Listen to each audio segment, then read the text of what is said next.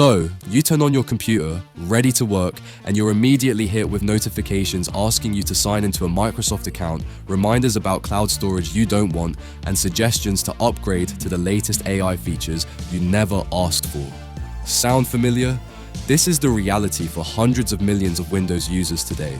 But here's what's shocking. They're choosing to stay away from Windows 11 in unprecedented numbers.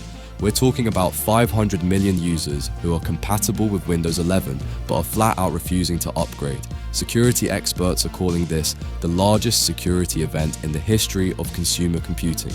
So what went so catastrophically wrong? Why are users willing to risk their digital security rather than upgrade to Microsoft's latest operating system? Windows 11 launched in October 2021, giving it over 4 years to gain adoption. Yet, as of late 2025, it peaked at just 55% market share in October, before declining to 52% by December. That's a backwards movement for a flagship product that should be growing. According to Dell's Chief Operating Officer, Jeff Clark, about a third of the world's estimated 1.5 billion PCs are simply refusing to move to Windows 11. This isn't a typical adoption curve. This is mass rejection. For context, when Windows 7 reached end of life in 2020, Windows 10 already commanded over 70% market share well before that deadline. Users trusted it and migrated willingly. The contrast with Windows 11 couldn't be more dramatic. We're witnessing something unprecedented, users choosing security risks over Microsoft's latest product. To understand why Windows 11 is failing so spectacularly, we need to look at Microsoft's transformation under CEO Satya Nadella, who took over in 2014. Nadella fundamentally changed Microsoft's business model.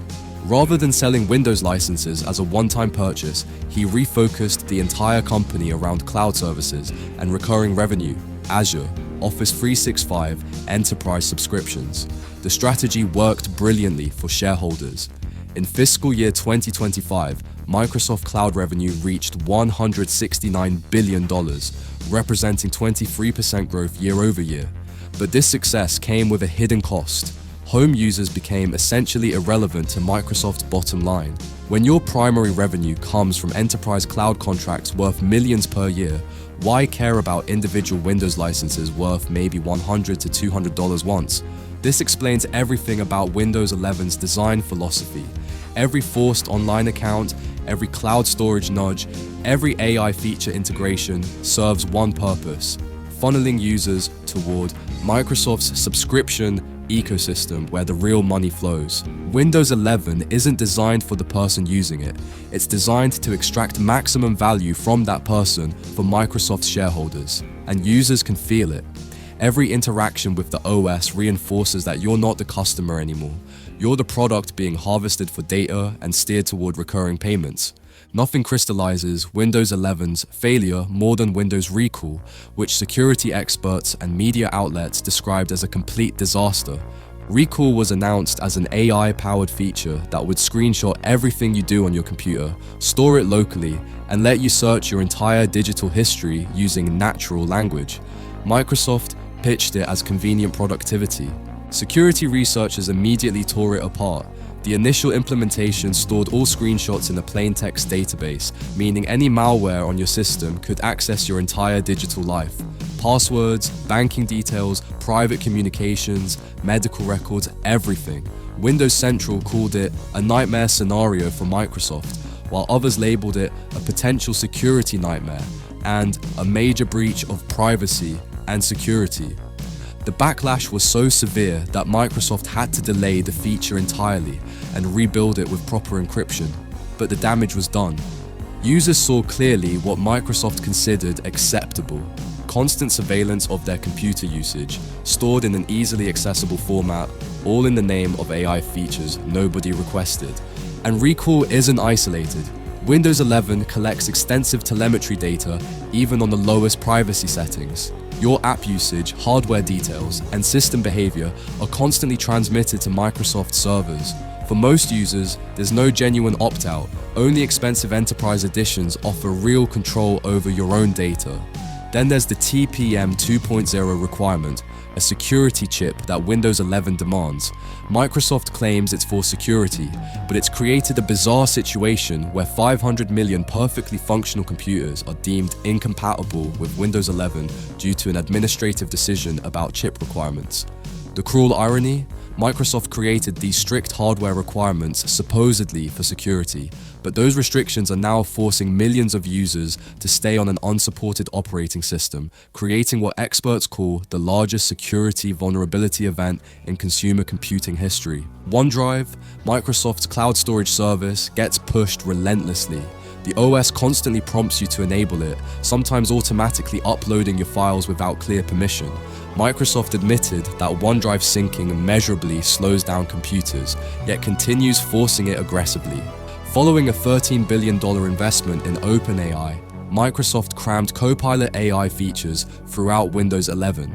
The absurdity peaked when Microsoft itself warned users not to rely on Copilot in Excel for tasks requiring accuracy because the AI hallucinates too often. Yet it's being pushed as a core Windows feature. These aren't minor annoyances. They represent a fundamental shift in the relationship between user and operating system. Windows 11 doesn't serve you. It serves Microsoft's business objectives.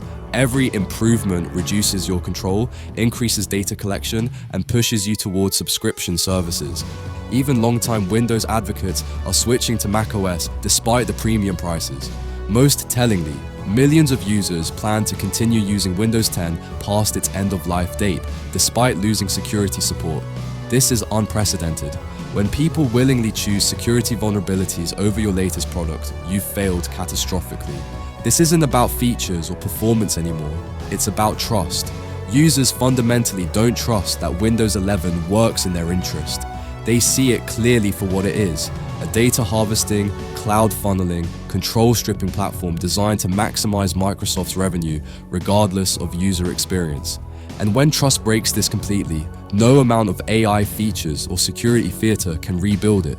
So what happens next? Is Windows 11 doomed to fail? Microsoft's stock price proves their current strategy works brilliantly for shareholders. Why change when cloud revenue grows 23% year over year? User dissatisfaction simply doesn't threaten their bottom line when enterprise clients generate the real money. But eventually, a choice must be made. And if Windows 11 continues down this path, Microsoft might discover that even their market dominance has limits when users finally say, enough. The collapse of Windows 11 isn't about technical failure. The operating system functions. It's about a spectacular failure to understand what users actually want from their computers.